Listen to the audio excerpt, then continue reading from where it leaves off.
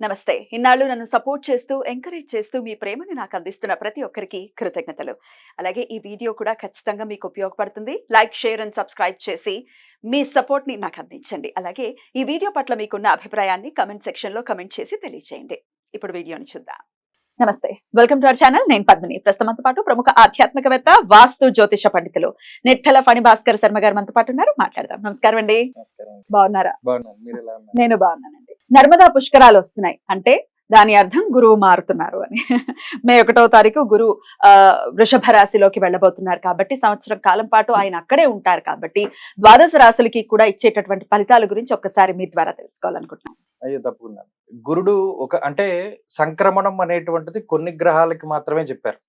ఉదాహరణకి రవి మార్పు ఉందనుకోండి, మేషం, కర్కాటకం, లేకపోతే తుల, లేకపోతే మకరం, ఈ సంక్రమణాలకి ప్రాధాన్యత ఎక్కువ.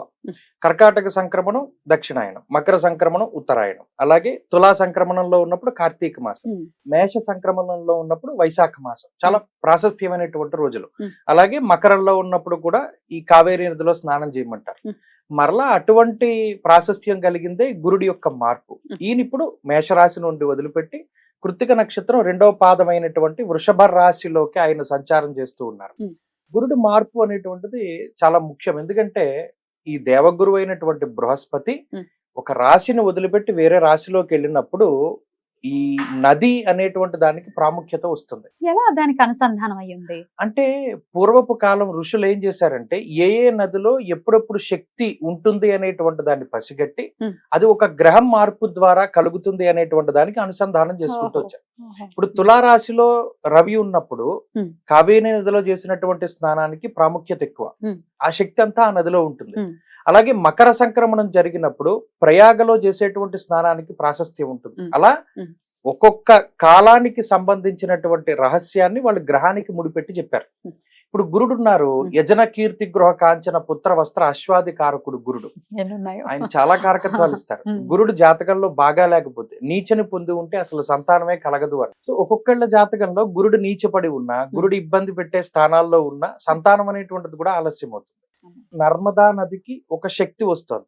ఎప్పుడు 1వ తారీఖు నాడు మధ్యాహ్నం 1 గంట, సరిగ్గా 1 గంటకి ఆయన వృషభ రాశిలోకి అనగా కృత్తిక 2వ పాదంలోకి వెళుతున్నప్పుడు ఆ ముక్కోటి దేవతలు వచ్చి ఆ నర్మదా నదిలో స్నానం చేస్తారు. ఆ స్నానం చేయడం అంటే ఎందుకు చెప్పారంటే ఆ విషయాన్ని, ఆ నదికి ఆ శక్తి వస్తుంది అనేటువంటి విషయాన్ని చెప్పడం జరిగింది. సో ఎప్పుడైతే ఆ పుష్కరుడు ప్రవేశించినటువంటి టైం నుండి మనం స్నానం చేస్తామో 12 రోజుల ఎఫెక్ట్ ఉంటుంది కాబట్టి ఈ 12 రోజుల పాటు ఆ నదికి ఒక ప్రత్యేకమైన పవర్ ఉంటుంది. అందులోనూ అఘమర్షణ స్నానం అనేటువంటిది చెప్పారు. అనగా ఏదైనా ఒక నదికి గాని, పుణ్యనదికి గాని, పుష్కరానికి గాని వెళ్ళినప్పుడు సంకల్పపూర్వకంగా స్నానం చేయాలి. సంకల్పం చెప్పుకోకుండా చేస్తే అది మలమర్షణ స్నానం అవుతుంది. అంటే శరీరాన్ని శుద్ధి చేసుకోవడమే అవుతుంది కానీ అఘమర్షణ ప్రయోజనం ఉండదు. ఎలా సంకల్పం చెప్పుకోవాలి? ఉదాహరణకి మనం అక్కడికి వెళ్ళినప్పుడు మన జన్మాంతరాల్లో చేసినటువంటి పాపాలను పోగొట్టుకోవడానికి మయ ఆలోచిత అనాలోచిత సమస్త దుష్కర్మ దోష నివారణార్థమనో, లేకపోతే జనరల్ గా మనం ప్రతిరోజు చెప్పుకునేటువంటి సంకల్పం ఏదైతే ఉంటుందో ఆ సంకల్ప పూర్వకంగా చెప్పాలి. అలాగే మనం ఇప్పుడు ఏం చెప్తాం, మేము గోదావరి జిల్లాలో ఉంటే మేరోహ దక్షిణ దిగ్భాగే శ్రీశైలసి ఈశాన్య ప్రదేశే అంటాం. అలాగే అక్కడ ఉన్న వాళ్ళైతే ఆ సంకల్పం చెప్పుకోవాలి. అలా ఏదైనా ఒక బ్రాహ్మడు అక్కడ లోకల్ గా ఉండేటువంటి వారిని వాళ్ళు చక్కగా జరుగుతుంది, శాస్త్రోక్తంగా జరుగుతుంది. అది అఘమర్షణము అన్నారు. అంటే పాపాలని పోగొట్టేటువంటి స్నానము. అక్కడ దాకా వెళ్ళలేని వాళ్ళకి ఇంకో ప్రత్యామ్నాయం ఉందా? ఉంటుంది. ఏదైనా మంత్రపూర్వకంగా చేయొచ్చు. గంగే యమునే కృష్ణ గోదావరి సరస్వతి మనం చెప్తాం. లేదా అక్కడికి వెళ్ళిన శక్తివంతులు ఎవరైతే ఉంటారో వారు చాలా మంది ఇప్పుడు సహాయం చేసే ప్రవృత్తి ఉన్నారు. వాళ్ళు ఆ నీళ్లు పోసుకోవచ్చు, సంకల్పం చెప్పుకోవచ్చు. ఏదైనా ఆ నీళ్లకి 12 రోజులు ఆ శక్తి ఉంటుంది కాబట్టి ఇంట్లో అయినా సరే చేయొచ్చు. అద్భుతం. ఇది పుష్కరానికి సంబంధించినటువంటి అంశం. అయితే మరి గురువు మారుతున్నారు కాబట్టి ఎట్లాంటి వక్రగతి ఏమైనా ఉందా ఆయనకి, ఇత్యాది విషయాలు, అలాగే ద్వాదశ రాశులకు కూడా మరి ఆయన మార్పు వల్ల వచ్చేటటువంటి లాభాలు కావచ్చు, నష్టాలు కావచ్చు. లాభాలు అయితే హ్యాపీయే కానీ నష్టాలు అయితేనే కదా మరి ఏం చేసుకోవాలంటే ఆయన అనుగ్రహం కావాలి అని పరితపించేవాళ్ళు. కుంభరాశి వారికి ఎలాంటి రిజల్ట్స్ ఇస్తున్నారండి గురువు? ఆల్రెడీ ఏలినాటి శనిలోనే ఉన్నారు వీరు. సో ఎట్లాంటి రిజల్ట్స్ వస్తాయి? నిజానికి కుంభరాశికి అర్ధాష్టమ గురుడు అంటారు. 4వ స్థానం. అష్టమం అంటే 8, అర్ధ అష్టమం అంటే అందులో సగం 4. ఈ రాశి వారికి జన్మశని దోషం ఉన్నది. మొన్నటి వరకు అంటే ఈ మే నెల ముందు ఒక నెలన్నర వరకు కుజశనుల యొక్క యుతి జరిగింది. అది చాలా భయంకరమైనటువంటి యుతి, అదంత మంచిది కాదు. సరే, దాన్ని దాటారు. ఇప్పుడు తృతీయంలో ఉన్న గురువు చతుర్థ స్థానానికి వెళ్ళారు. చతుర్థ స్థానం కూడా అంత మంచిదేం కాదు. యాచనం బుద్ధి చాంచల్యం తేజోహానిర్ ధనర్వ్యయం అన్నారు. అనగా చతుర్థంలో గురుడు ఉండడం వల్ల ఎవరి మీదనైనా సరే ఆధారపడేలా చేస్తారు. ఉదాహరణకి ఏదైనా ఉద్యోగం కావాలి, నాకు ఎవరైనా ఉద్యోగం ఇప్పిస్తారేమో, లేదా బ్యాక్ డోర్ నుండి వెళ్దాం, ఇలా వెనక ఉండడానికి ఎక్కువ వాళ్ళు ప్రయారిటీ చూపెడతారు. ఏదైనా ఒక ఇల్లు ముందు వెనక ఉన్నాయనుకోండి, ఎవరైనా ముందున్న ఇల్లు కొనుక్కుందామని చూస్తారు, పార్కింగ్ ఉంటుంది అది. కానీ వీళ్ళు వెనక ఇల్లు కొనుక్కుంటారు. సో దానికి కారణం ఏంటంటే దేని వెనకనైనా మనం హైడ్ అయి ఉందాము అనేటువంటిది. అది మనస్తత్వానికి సంబంధించినటువంటి విషయం. యాచనం బుద్ధి చాంచల్యం, దేన్నైనా సరే ప్రతిదాన్ని కూడా యాచిస్తూ ఉండడం. నువ్వు నాకు సాయం చెయ్యి, లేకపోతే నాకు హెల్ప్ చెయ్యి, లేకపోతే నువ్వు ఇలా చెయ్యి అలా చెయ్యి, నువ్వు ఉంటావు కదా, నీ మీద నమ్ముకునే ముందుకెళ్తున్నాను, నువ్వు నన్ను వదిలిపెట్టకు, ఇలా ఎవరినైనా సరే ఒక ఆసరా కోసం ఎదురు చూస్తూ ఉండేటువంటి పరిస్థితులు.